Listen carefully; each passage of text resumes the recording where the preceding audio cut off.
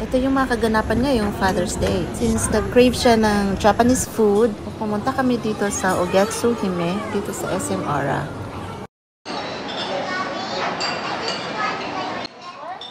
Wow, eat all you can at marami silang choices.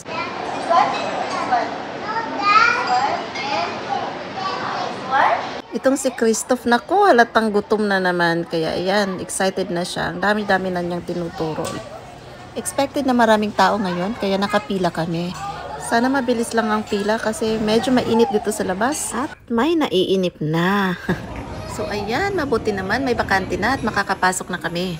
At naku naman pala guys, medyo kakaiba dito. Hindi siya open buffet na nakalatag at kukuhanin mo na lang ang food. Ang style dito, meron silang checklist. So, titingin ka sa menu nila at iti-check mo doon yung pangalan ng nagustuhan mo dyan sa menu. At yan, ay isi-serve na lang nila sa'yo. So, medyo may struggle. Nahirapan kami kasi hindi kami masyadong familiar sa ibang Japanese food.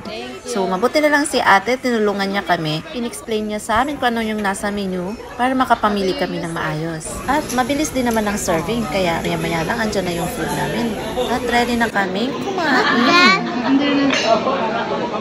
Go, eat it.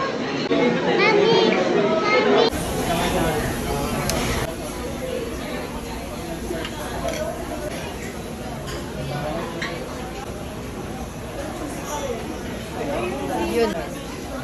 Yeah, hilaw. So, habang ang isa ay nag-i-enjoy ng kumain, ako naman ay namong problema. Guys, hindi ako marunong mag-chopstick. Hindi ako marunong mag-chopstick. Hindi marunong mag-chopstick. Okay.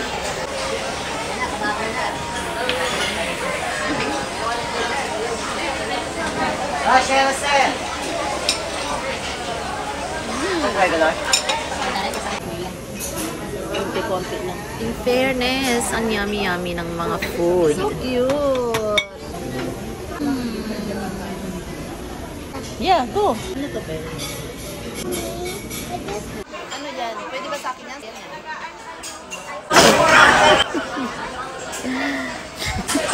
Kakainis at ano. Sarap, no?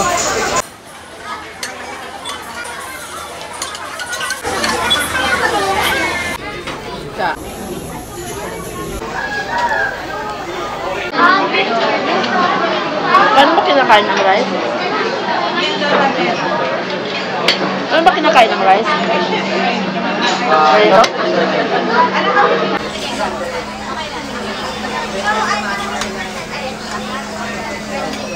Grabe talaga yung struggle ko sa chopsticks na to. Bakit kaya mga kamay ko hindi marunong humawak?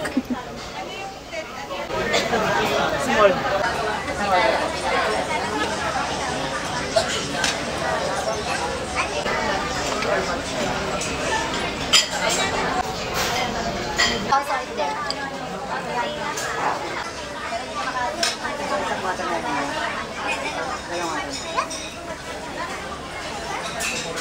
Ay, wow! Ang galing naman ng batang ito. Cool lang. Oh, wow! Feel na feel ang pagkakamay, ah. Yan si Christoph, ang batang I'm always hungry. Nice, some more.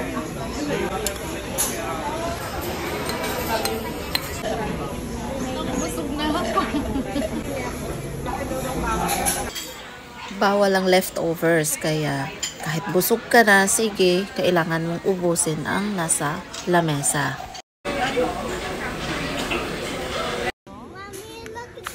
And meron din pala silang yummy strawberry ice cream.